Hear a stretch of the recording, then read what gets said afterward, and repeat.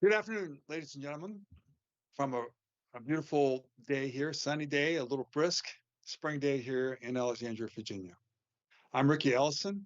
I'm the founder and chairman of the Missile Defense Advocacy Alliance. We are a nonprofit, and our sole core mission is to make our nation and our world a safer place through the deployment, evolution, and development of missile defense. We've been involved with it for 40 years. This is our 73rd congressional roundtable. It is on persistent sensors and glide missile defense. These two areas are significant gaps in our nation's missile defense systems, having overhead persistent sensors and not having the glide phase missile defense capabilities. It has been a requirement by our combatant commanders, probably for over a decade. They come up on posture hearings on the Hill, specifically our CENTCOM, specifically INDOPACOM, specifically NORTHCOM, and request these requirements for the best defense of our forces. And it's been a windfall. Last week, the United States Army announced $4 billion program going towards dirigibles, overhead persistent surveillance. It's a tremendous win for this. And last week, on our previous virtual with MDAA Tim McRae, we put forward that the capability of putting a glide phase missile defense system can be done by 2030 instead of what the time frame is right now at 2035. We've had great momentum from great leadership. The turning point has been driven by the warfighter. I give a lot of credit to General Guerrilla of CENTCOM to make that movement to get the U.S. Army to provide the capability. I also can go back to Charlie Flynn and INDOPACOM to also support that effort. We also recognize General Glenn Van Herk, who was a former NORTHCOM commander, and the current NORTHCOM commander, General Goulet, to be able to move forward with these requirements coming into reality. We at MDAA have also played a big part in this. We have believed and advocated for these two mission sets. We built our USC SHIELD program 4 years ago, where we've had, I think, 76 graduates, where we brought in our warfighters or acquisition people, our civilians, and to study 8 months, a year on that. We've developed 23 capstones. Most of them have been courses of action, and most of them have had congressional law done on. 2 of them, specifically last year, on dirigibles, and the other one the year before on glide phase missile defense.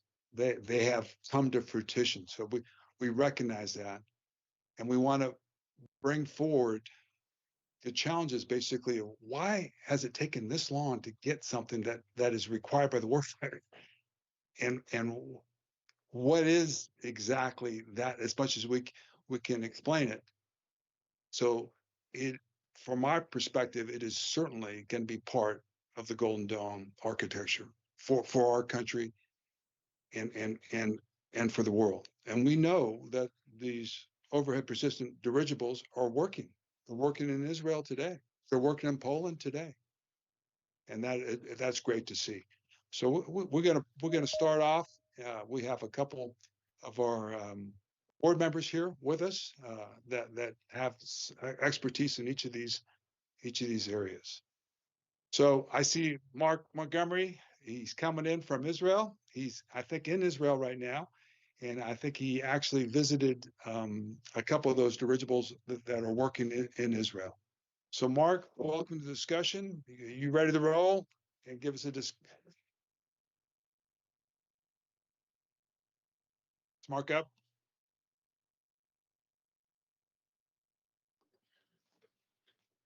Hey, Riki. Yep, sorry about that. I just got in off the red eye from Israel. All right. Okay, you're back. I'm sorry, I thought you were in Israel, but you just got back. Go ahead. So listen, I'm excited about where we're headed right now. I believe that that the president's decision to prioritize missile defense of the homeland is important. I think we have to remind ourselves. You kind of have to go back. If John Rood were here, he'd take us back to the beginning. The creation, the creation of the fire and the wheel. But I won't go that far. And I'll just say, go back and say that every president since 9/11 has said defense of the homeland is the most important thing in their national security policy. And that's because 9/11 reminded us of that. Now, look, when President Trump said it in 2017 in his national security statement, and President Biden in 2021, I think there was becoming to be more and more, particularly with President Trump, thinking about the border. But what I would tell President Trump is that this is more than the border now. We are at significant risk in cyberspace and in missile defense. And both of those issues are going to take investment. And one of those costs a bit of money, cyber defense, and one of those costs a lot of money, missile defense. So we now have a president who's prioritized this issue, and that's important. And then it's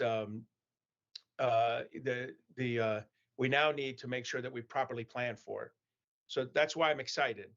Why I'm concerned is that if we're not careful, Riki, we're going to be repeating the same mistakes we made in the defense of Guam, where after 4.5 years or 4+ years of theoretical effort, we're pretty much back where we were 4 years ago, light a couple $2 billion. And we have a frustrated INDOPACOM commander who does not have a realistic plan for the defense. He does not have an actionable system for the defense of Guam, and there's nothing on the horizon. So how do we get to right? I think there's two big things I'd say. You have to have the right vision for command and control of this, how this goes down. I don't just mean the command and control of what situational awareness tool is being used to transfer information. I mean, how do you organize yourself for success in executing the president's executive order? And then what's your vision for what it looks like? And I think you've done a great job over the last two virtual seminars, talking about Missile Defense Agency strengths and weaknesses. And I think Mike Griffin was pretty honest about Missile Defense Agency's limitations as a 3-star command.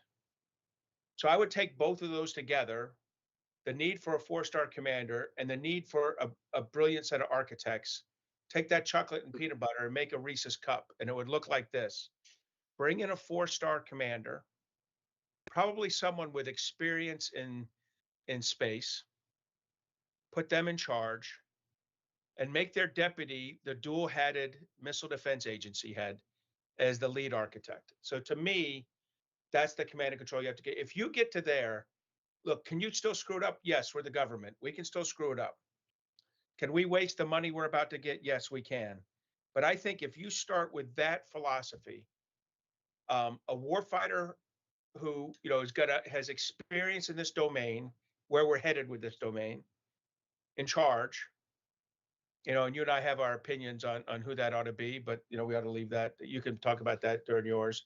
And then I'll be very specific here. The head of the Missile Defense Agency, Lieutenant General Heath Collins, as his or her deputy, and most importantly, his agency, the Missile Defense Agency, is the lead architect of this.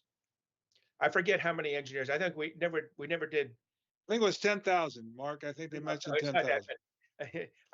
With civilian and that whole movement. So he has a certain number of engineers, Mr. McRae, at MDAA, but I don't know what that number is, but it's a healthy number who are experienced in this area. Okay, so that's issue number one.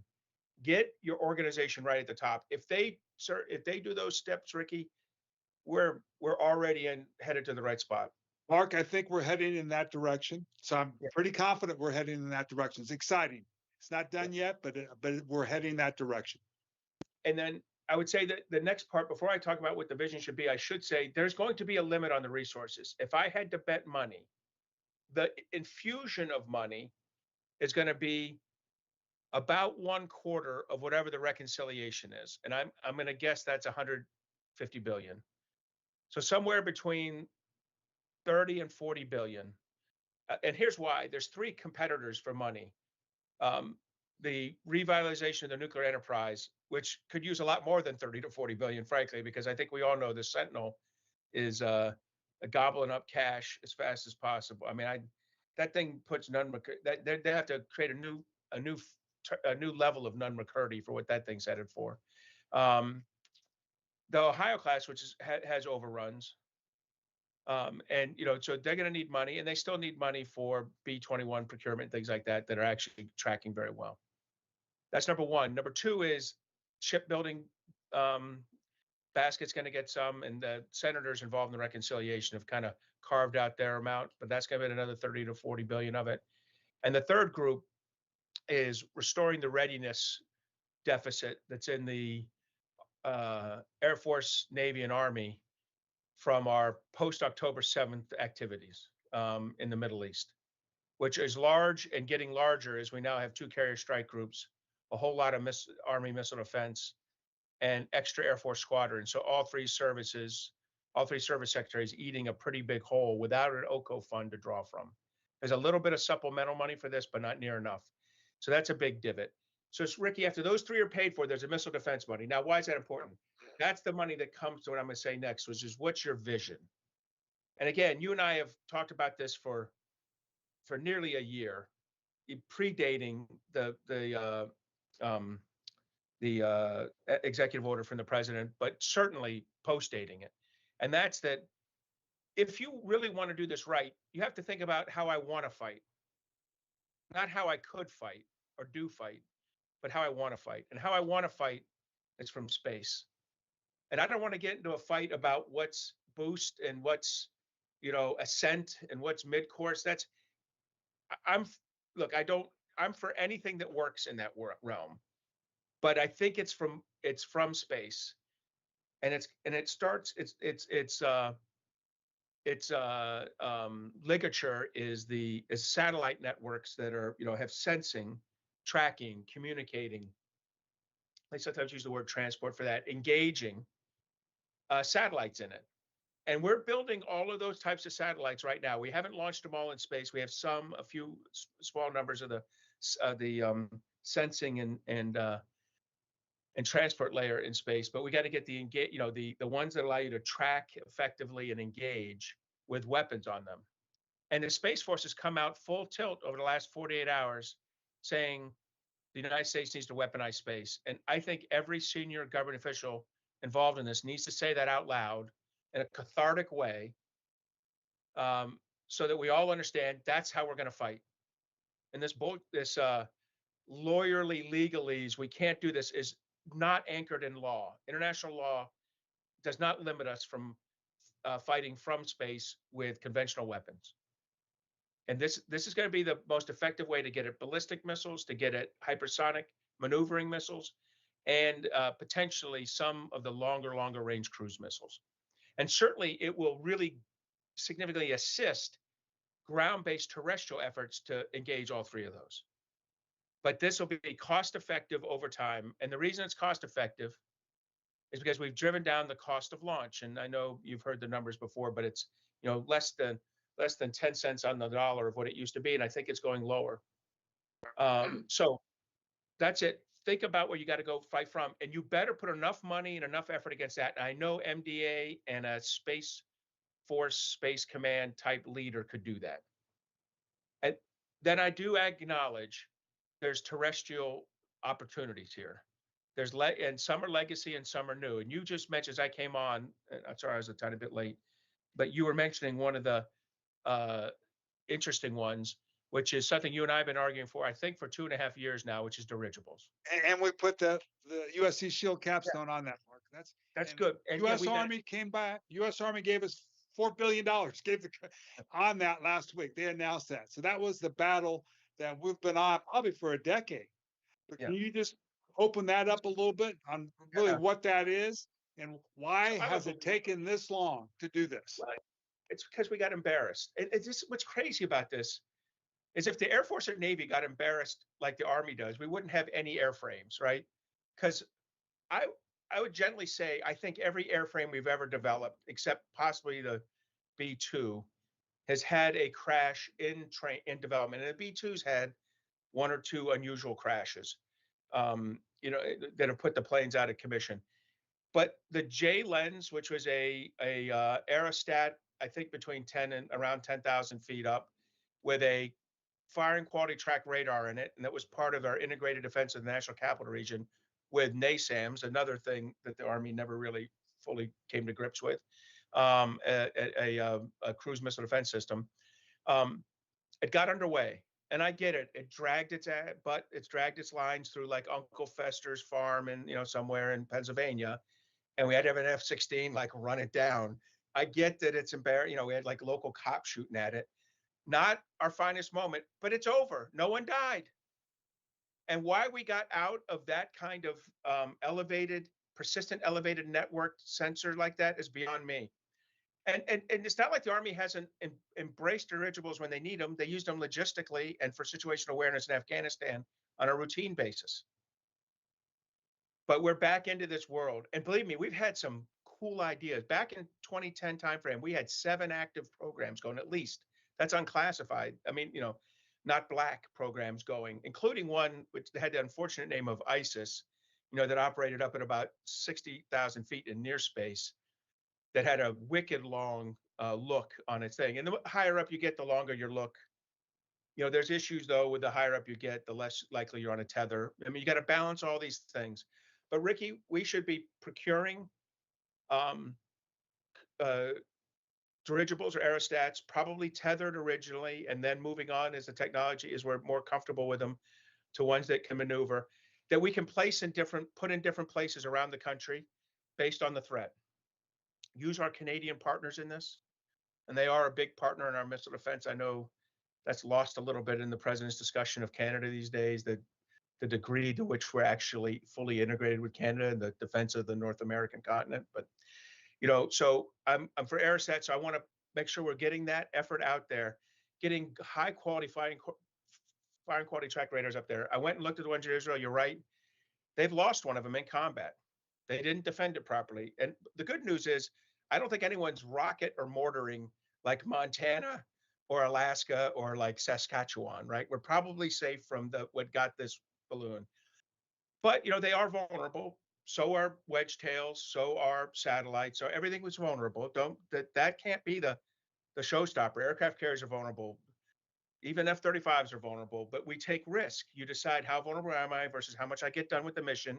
That's how every one of us operated. That's how Corky and I commanded things for, a couple of decades each, right? You can do this. We're smart enough. Okay, I say this, Riki, because the other side of the Israeli coin is it's been highly effective in seeing the Houthi stuff, seeing the Iranian stuff. These are cruise, hypersonic, and ballistic missiles coming at them. It's been highly effective seeing the drone swarm, twice when the drone swarms came. These are critical. By the way, that was designed with Missile Defense Agency money.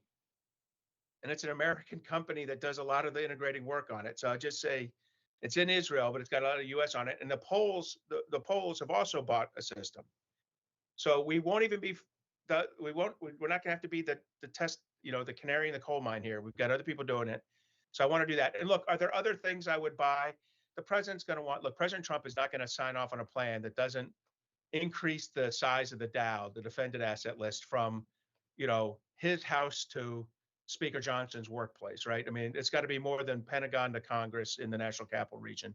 We're going to need, to defend he'll probably want to defend other large population centers. However, whatever, he's president, he gets to choose. I mean, he doesn't normally choose the Dow, but he might.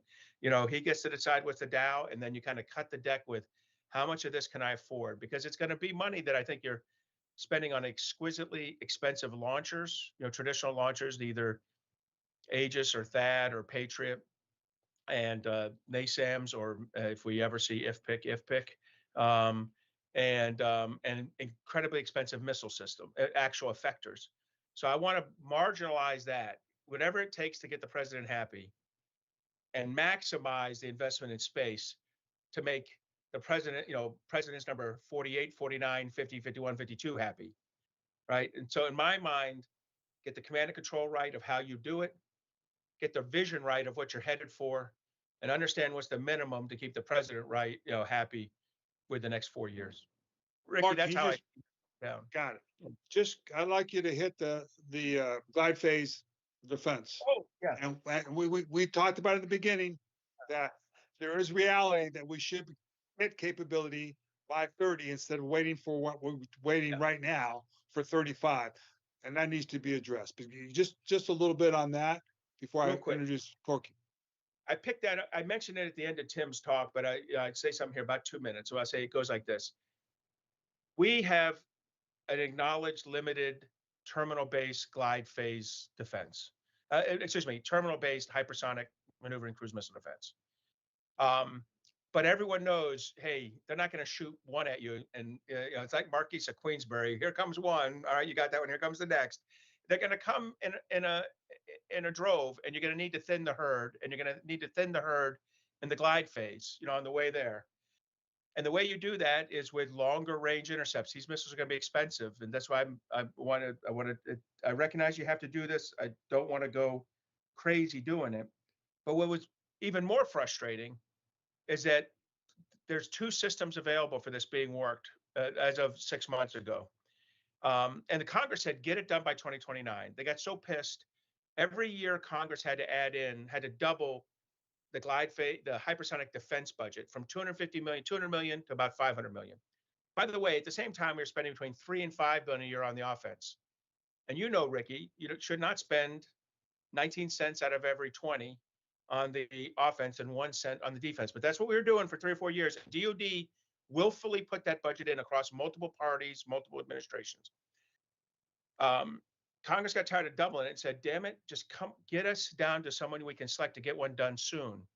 So there's 2 options. One of them takes a lot of existing technology and existing weapon system and gets it done by time 2028. And one of them, and you could go into production in 2028. One of them is a really cool looking system with a missile that hasn't been on ships or anything before that is going to be in the 2030s, maybe mid 2030s. And by the way, historically, missile defense systems don't deliver early, ever. All right. Because of a lack of funding, MDA was forced into a down select, and they took probably the long-term better missile system over the one that could deliver sooner. But that's not what we shouldn't have forced MDA into that position. MDA should be given the assets to do both. Keep the longer-term, higher quality one in R&D, get the other one into low-rate production, and you tell each group, hey, look, this is capitalism. You low-rate guy, you guys who can deliver now, the more you can deliver now, the more you're going to get us to buy. To the other guys, you say the faster you get to low-rate production, the less of the other guy we buy. The winner is the soldiers, sailors, and airmen that are protected by these systems. And by the way, no one thinks it's a great idea when the enemy's building 3 or 4 different types of hypersonics, scramjets, other maneuvering ideas, that we're going to build one system to counter it. That's like the definition of get your butt spoofed, right? So look, we need to get it. And Tim kind of averred to the idea that they may redress that thing. But he also said the truth, which is when you delay a decision, when you cancel one for 6 months, then bring it back, or 9 months, you're not 9 months behind, you're 18 months behind, or you're 27 months behind. So I think the delivery on that other one might be 2030 now. I still would like it out there because I think our destroyers and our aircraft carriers and our air bases and our maneuvering forces need to be protected against hypersonic weapons from China and Russia. Okay. Thanks, Mark. I appreciate it. I'd like to bring in Corky, Charles Corcoran, former retired Major General, Deputy Air Forces Operations. And Cork, just to come in on this, Mark gave a big overview, but to speak to overhead persistent surveillance, which I know is very important for the Air Force and for the Army, can you go into what this brings to it as compared to what we already have in existence with some of the planes that we use for overhead, having persistent balloon type, Aeros type? Go ahead. That's absolutely, Riki. Hey, first off, thanks for your continued leadership on this front, and thanks to Mark and JD for being here today and offering their wisdom and perspective. I'm not going to go back to the discovery of fire and the invention of the wheel, but I do think we need to always start with first principles with the problem we're trying to solve. And obviously what we're trying to do here is defend the U.S. and allied sovereign territory from attack. And those first principle requirements are always there. You got to sense, make sense, and act. And that sensing is what we're talking about with the dirigibles. Obviously, there's indications and warnings, as well as the ability to track any incoming threats.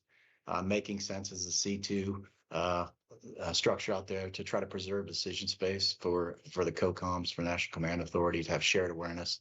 And then ultimately the ability to act, which Mark was hitting on there at the end, the effectors on hypersonics, but on any type of threat is what we're talking about. Also, we got to have the ability to act in an offensive capacity. I know we're talking missile defense, but I'll come back around to that in a second. Anyway, we got to be able to demonstrate that we know who is attacking, so identify them and then demonstrate our ability and our will to deter them from doing so. So I think it's great that you got these two topics today together, because they are linked. The dirigibles obviously help with that sense and make sense, and C2 and decision space piece, while the hypersonic glide kill vehicle is a very, very important in-game effector that we've got to get fielded. MDAA, as you have already mentioned, we've addressed both of these in our SHIELD program at USC, and I encourage everybody to get their hands on the work we did there and read that work. But at the end of the day, we're advocating, but we shouldn't have to be pushing this rope the way we are, and it's very discouraging that we are having to do that, rather than leaders stepping up in the DoD and across the interagency and doing their job. For dirigibles specifically, I know you want me to touch on those. They're just one more piece of a layered, affordable, persistent, resilient network of detection and tracking, as well as a comm infrastructure that we need to have in place. We've utilized something similar in every conflict going back to the Civil War when we were using balloons. And as Mark mentioned, and as you mentioned, Israel successfully deployed and operated dirigibles as part of their layered system to counter the rapidly evolving threat landscape they face in their neighborhood. So, I mean, in my opinion, I'm going to use the word criminal. It's criminal that we don't have these in place now in the homeland, in all U.S. territories that are forward. You think about Guam and other territories. So why aren't they part of our current force structure? And I think one of the challenges that we see is that every mission area we look at, it seems in isolation. Is it, oh my gosh, we got small UASs flying over New Jersey or Langley Air Force Base. Let's look at the mission from soup to nuts, from sense to in-game effectors. Oh my gosh, we got hypersonics. How are we going to deal with this? Oh my God, we got a Chinese balloon. Whoa. And we're looking at each of these as, hey, which service owns this? Which COCOM owns this? And I think maybe we ought to step back and talk about the sensing in C2, or the sensing piece anyway, separately from the C2 and the in-game effectors. And so what I'm getting at here is, let's talk about air awareness and air domain awareness, and where the dirigible is an air vehicle, right? And you can talk about the tethered aerostats all the way up to stratospheric balloons, but those are air vehicles. And in my opinion, the United States Air Force should be doing their part as part of the joint force to provide combatant commanders with airspace awareness. And we have the tools today, including dirigibles, but other air-based sensors, the stratospheric balloons, layered in with the space-based systems provided by our Space Force, ground-based systems provided by the Army, maritime-based systems provided by the Navy. These should all be tied together such that we can have ubiquitous sensing linked all together. So we have all domain sensors that would then support each COCOM, depending on which COCOM is responsible for which part of the globe and which mission area. And so we shouldn't need to go, I'm going to defend Guam. Where are we going to get the sensors? I'm going to build Golden Dome. Where are we going to get the sensors? The sensors, in my opinion, should be in place right now. And thinking otherwise, I think, is kind of amateur thinking. We shouldn't have to start from the ground up to build a new joint kill chain every time we start talking about a new threat, whether it's hypersonics or small UASs. So I also think, well, I mentioned the Air Force for dirigibles. I think the sensing and INW network I'm talking about is a joint problem. It's an interagency problem. I already mentioned the other services and what they should be provided and how those should all be linked together to provide this ubiquitous network. But it's also an interagency problem. And we're going to see this in spades as we start working through Golden Dome. We already are. Well, what's the role of the FAA and their sensors? What's the role of Custom Border? All the sensors we have available should all be tied together to provide this picture to the responsible COCOM. In this case, it would be NORTHCOM, I believe, for the homeland. But is it EUCOM over in Europe? Is it CENTCOM, General Carrillo, like you mentioned earlier? We should have the sensors in place so that he can put his C2 network overlaid on that and the effectors that he has and use them to solve the mission. I just mentioned General Carilla and General Cavoli, for example, Admiral Paparo. They're forward. And so we're talking about the homeland primarily, but in reality, you want forward sensors, not just to support those COCOMs that are forward, but to give you the earliest possible warning and indications of an attack coming to the homeland. So we can't just place the dirigibles or any other sensors, the SLAIR network, in the homeland. We got to be forward. That requires allies and partners, whether it's our sensors forward or linking into their sensors to feed into that COCOM C2 network so that then they can appropriately employ the effectors. On hypersonic defense, Mark already hit on it, the affordability aspect, what we have now, what we need to get in place in space. But I'll say again, while we need to be able to defeat an attack, the best example of how to do this right is what Israel did. Is you absorb that initial blow from the enemy, and you do that not only with the in-game effectors, but they had the C2 network in place, they had the sensors in place to know it was coming, so they could array the forces appropriately.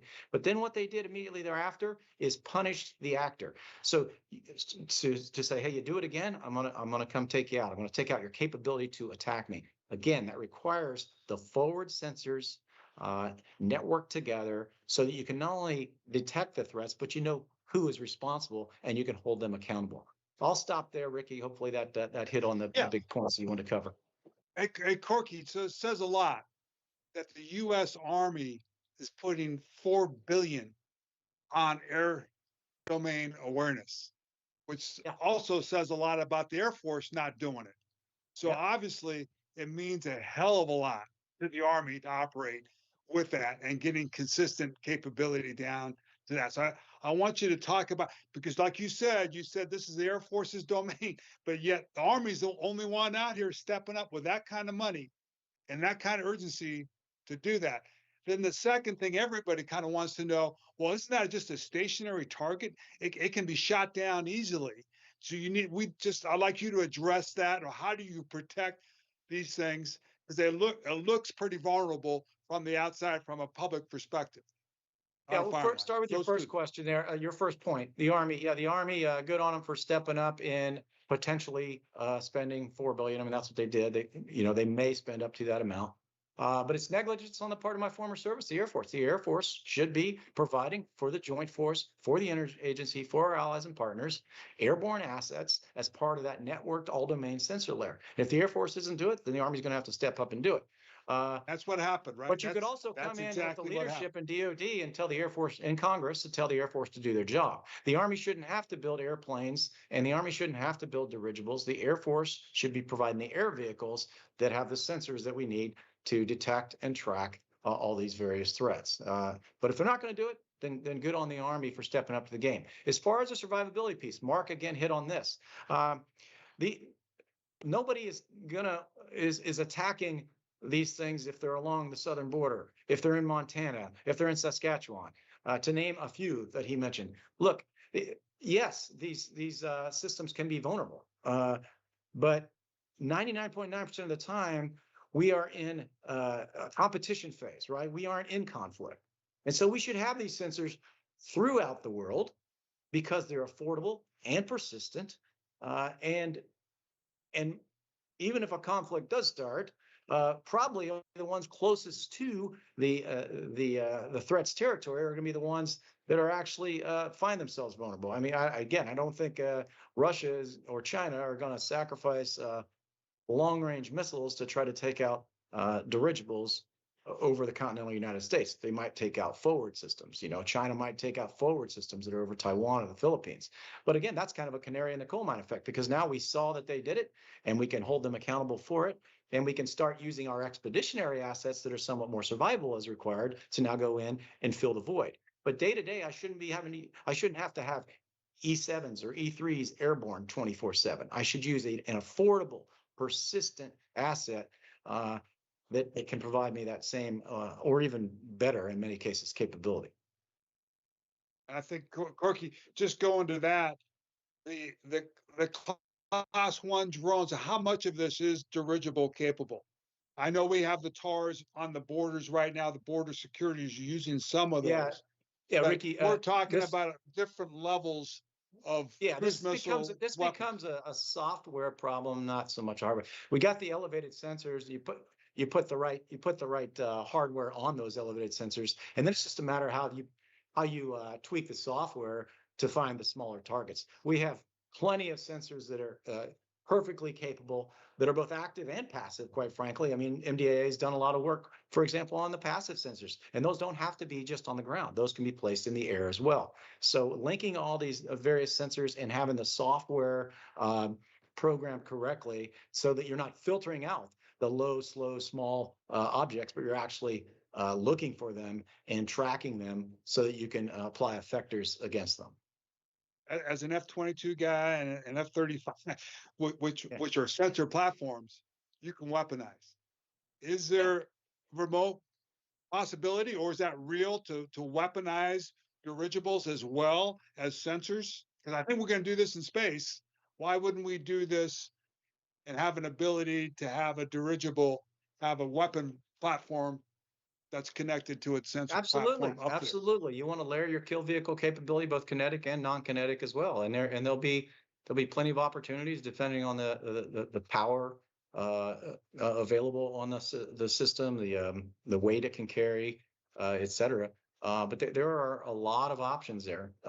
Again, both kinetic and non-kinetic to put kill vehicles on this network system of either aerostats or higher altitude stratospheric balloons, the kind of things we're looking into at the Near Space Institute with the University of Arizona.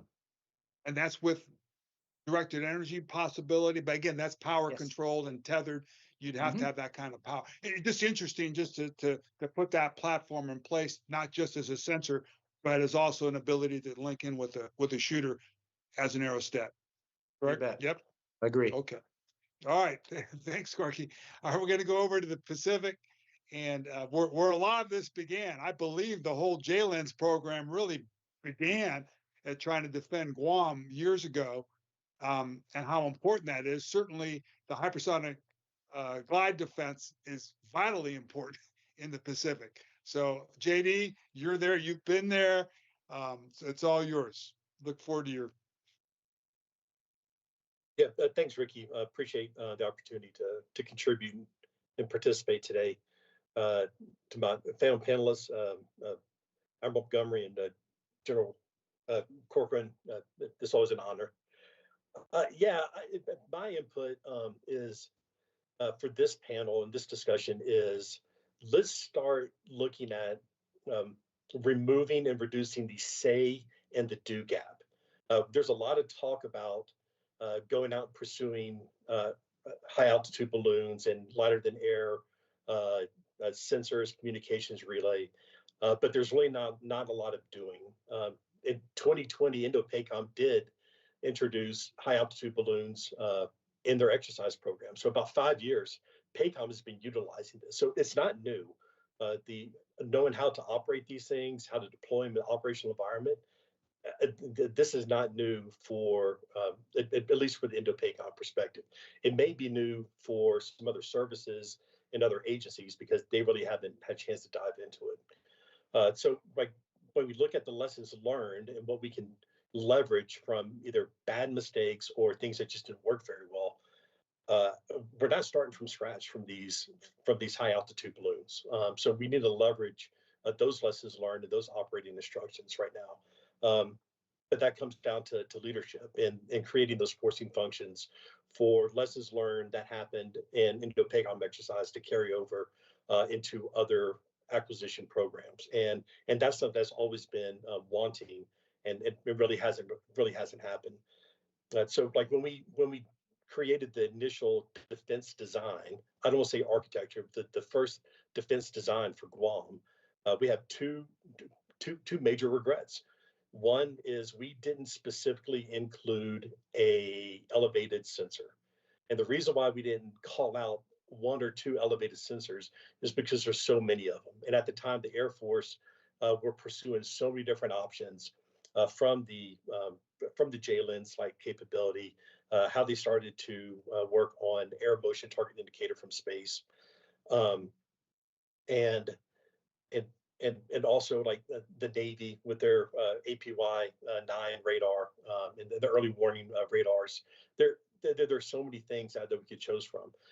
Because we didn't explicitly put in elevated sensor, unfortunately, how the requirements were interpreted was, oh, we need to go create and deliver some type of cruise missile sensing device, and that's how I think we got to one of the places we are with the Guam defense design, not using elevated sensors, but relying on multiple terrain based radars to mitigate the cruise missile piece. So which is bad. And the other part we regret not enforcing was the very first requirement for Guam defense were the words persistent and enduring. When it went into the Pentagon, the very first thing that was cut from our requirements was persistent and enduring. So aircrafts, you mentioned the F-22s and the 35s, the early warning, fantastic capability. They're not persistent and enduring, right? They're needed at a very specific time and place, and that's it. Well, the operational availability needs to be persistent and enduring, and so again, that's one of the reasons why we are with respect to the Guam architecture in place right now. Aside from the TIPI 6 radars, there's really nothing else that's persistent and enduring. It's about operational availability and the way that the Army will intend to posture themselves based on the threat package, which that's different than persistent enduring. When we look at the hypersonic lessons learned for the hypersonic glide intercept portfolio of it, we should go back and relook on the progression of decisions or really distractions that led to where we are right now. When it first came out in 2021, I believe, it was let's get to a solution first and start building additional or advanced capability after the fact. So let's get something out, let's get something moved out. And you had multiple vendors provide credible and logical solutions. It came down to a couple of them that ended up within the competition. One you kind of saw a few weeks ago with Sea-Based Terminal Increment 3 successful testing. The only thing you need to do now to complete that kill chain, actually light off a weapon, which as progression happens with this type of testing, we know the performance of that weapon. We know the performance of the architecture and the design are already in place. It's just a matter of formality at this point in time. And you can go out and you can light that off. And so yeah, there is a near-term viable solution for hypersonic. It is terminal in place, but terminal is only with respect to where you place that weapon. So the farther out you push that weapon through a remote launch capability, which is real, right? That system already has remote launch capability. You can put those launchers out further out to provide you some type of credible defensive depth. But going back to the distractions with respect to how we got for glide phase intercept, it was let's get something out. Well, hold on a second. We need to study it. And then it said, oh, wait, we have some international partners who want to participate. So let's reevaluate and restudy glide phase intercept with our international partners' collaboration and contribution. Oh, we're actually kind of limited understanding what they can actually do, their international partners. So we need to go back and study it again. One of the things that we have noticed over the past couple of years with these disrupting type capabilities, these unmanned systems that are being mass produced, that are just coming out, those entities haven't done the research and development that your core primes have already done. The hypersonic intercept, that R&D is already on the shelf for a majority of our partners, not partners, but the prime contractors. The lessons learned of employment and experimenting, the internal research and investment dollars have already been there. So a lot of this stuff is not new. It's just somebody needs to take charge, provide some leadership, and pull it forward, and put something in place. So taking all these lessons learned on what not to do as we move forward, as we mentioned, elevated sensors are ready now. Where have we gone with respect to software and using accelerated intelligence interpretation? I don't want to say AI because I think that's an abused term, but be able to process a lot faster, filter out a lot of the chaff, get to discrimination piece, you're able to understand who's who out there with respect to threats and threats coming in a lot faster than you're able to do a couple years ago.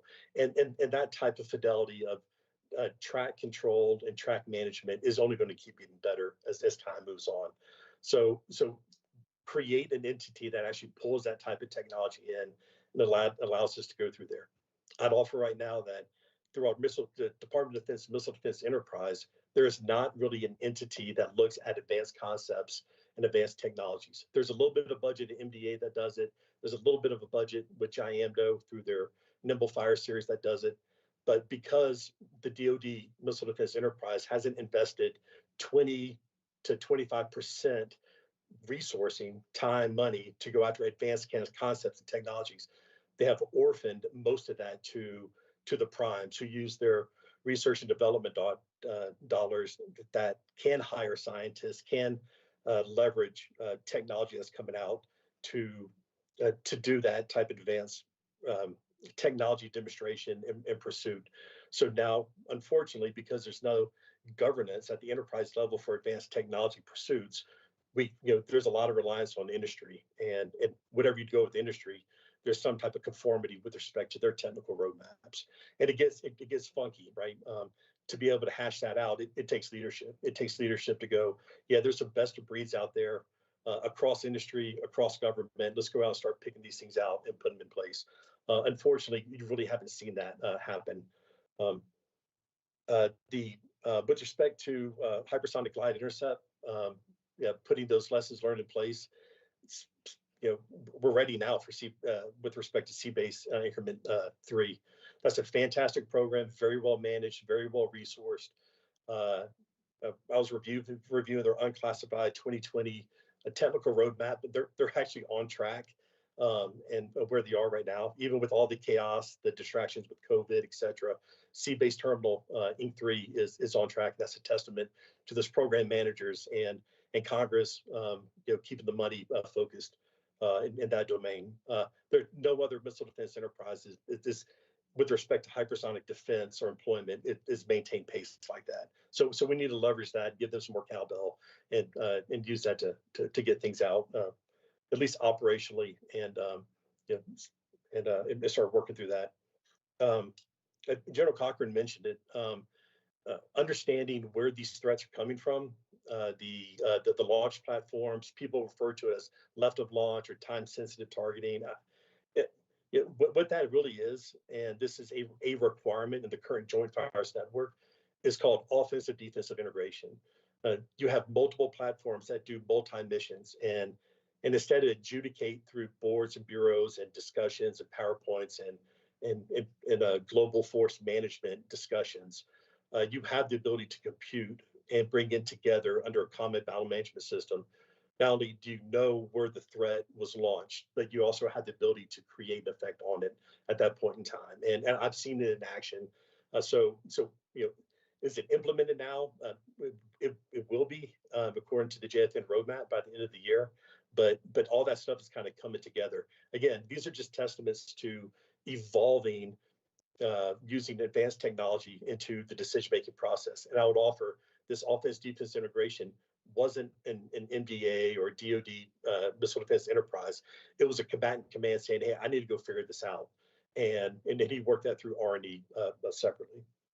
So I'll pause right there for questions with you, Rick, on this one.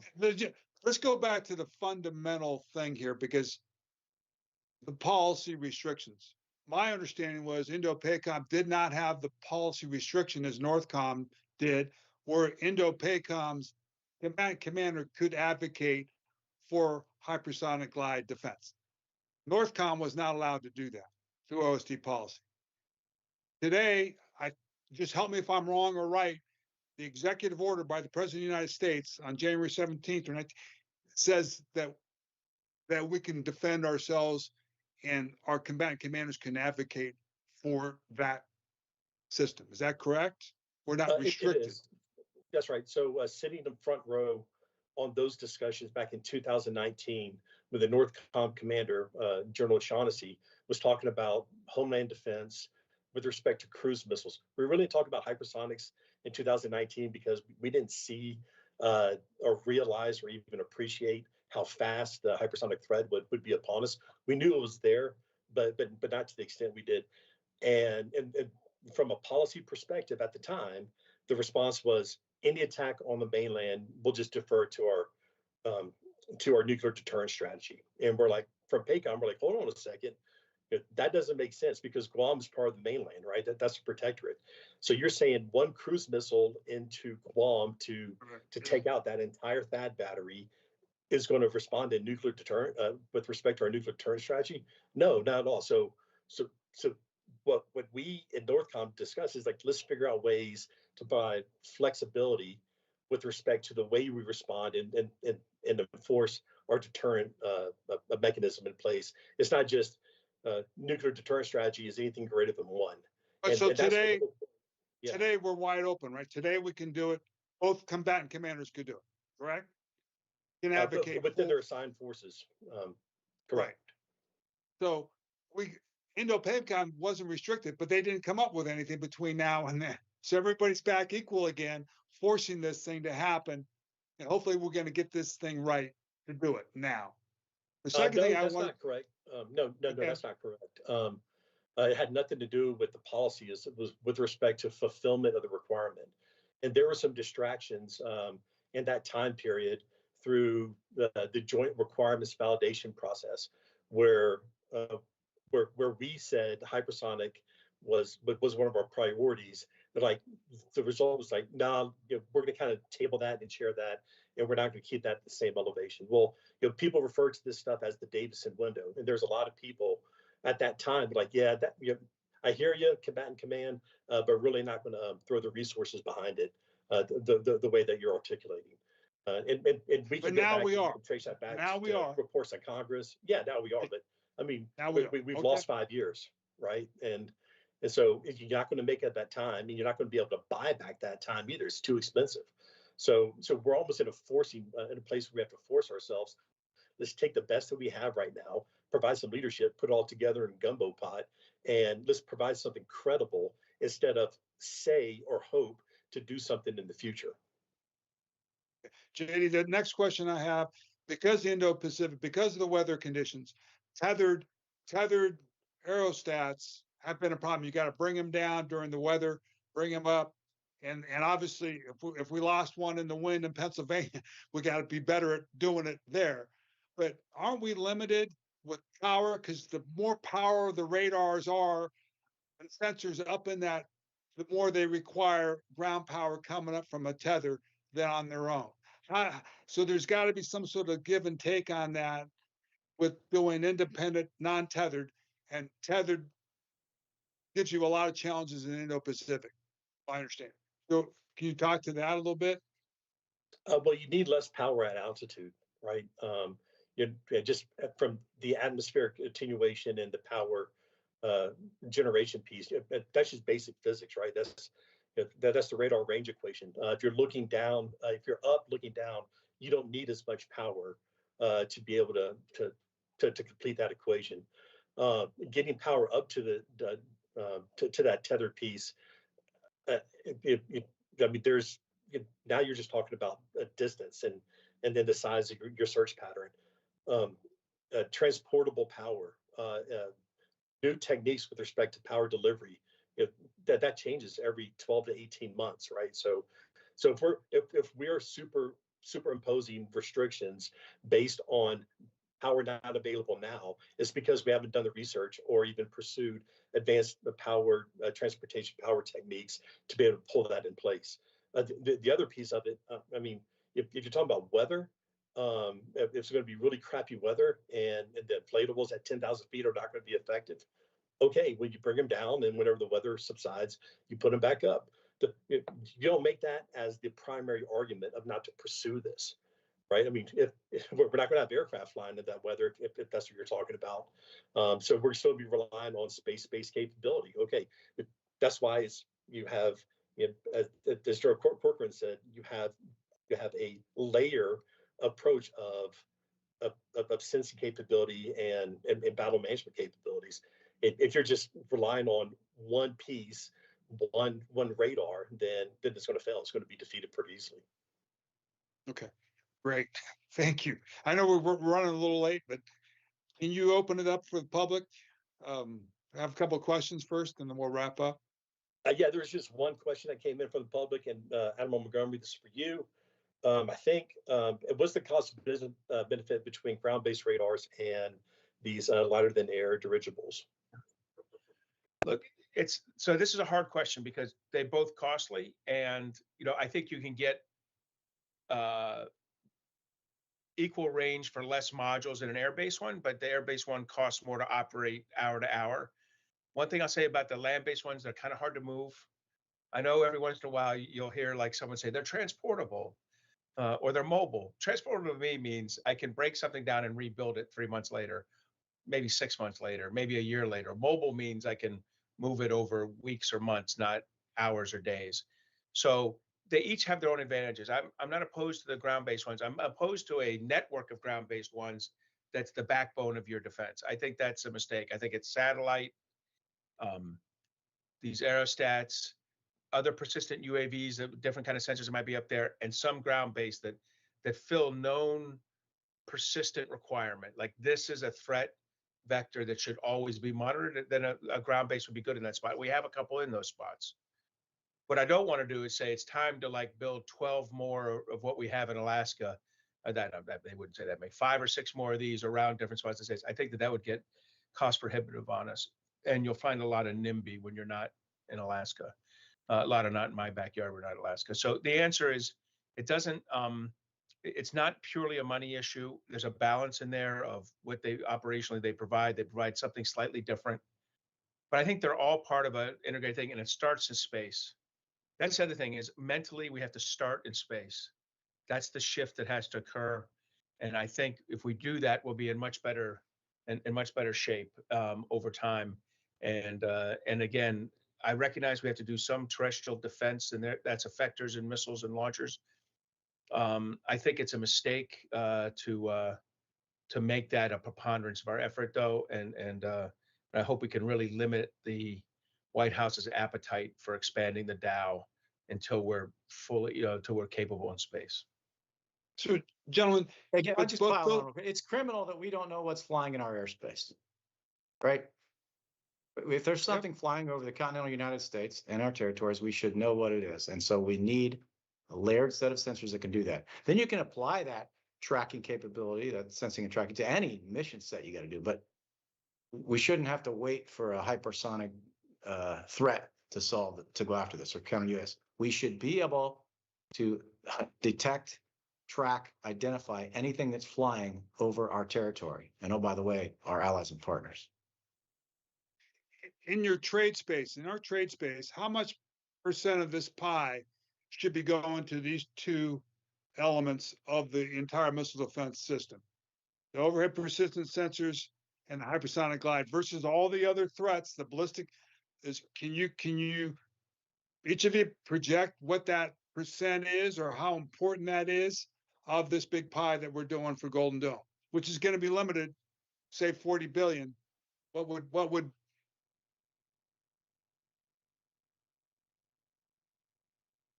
thoughts?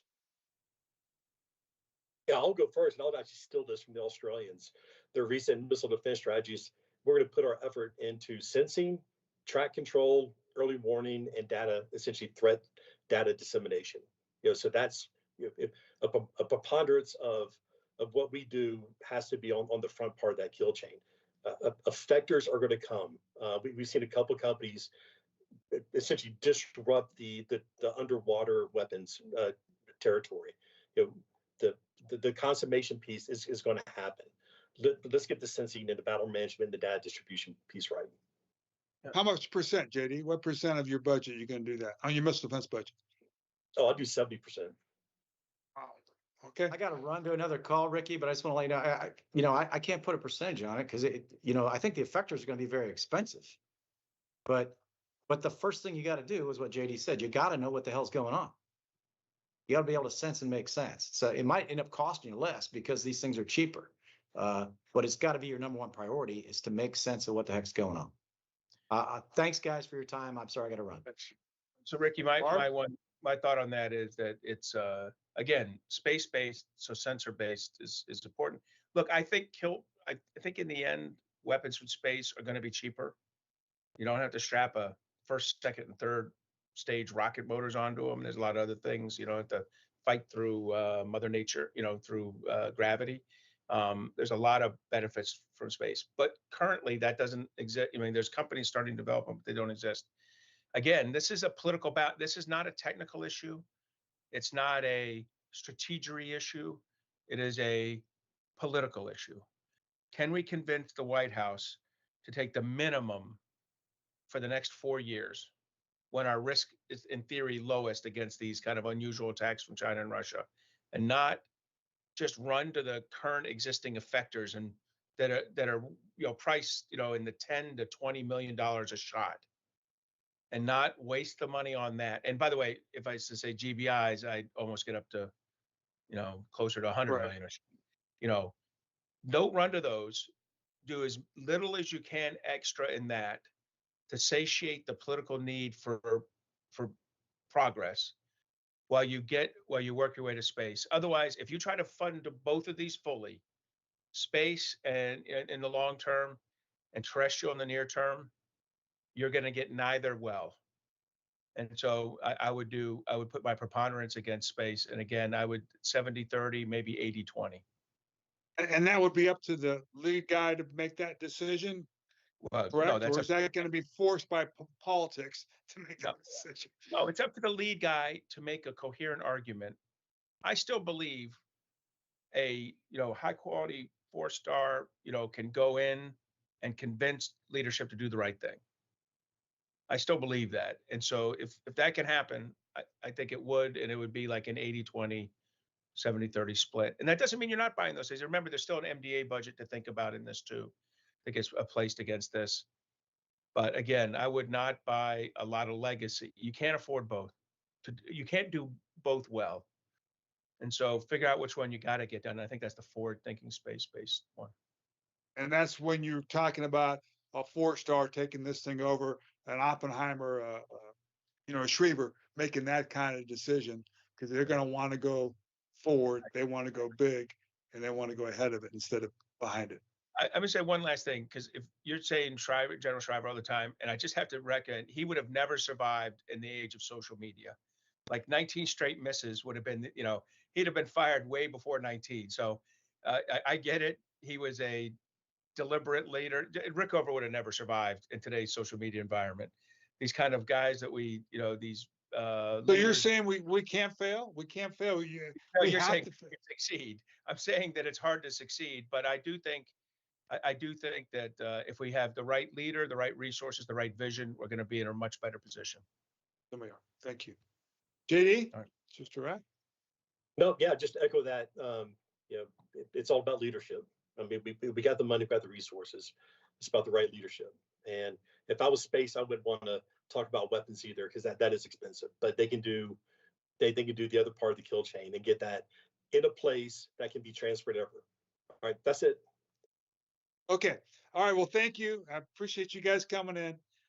Thank you for a great discussion today, and a way forward as we leap into the Golden Dome in the future. So thank you for the participation. Thank you.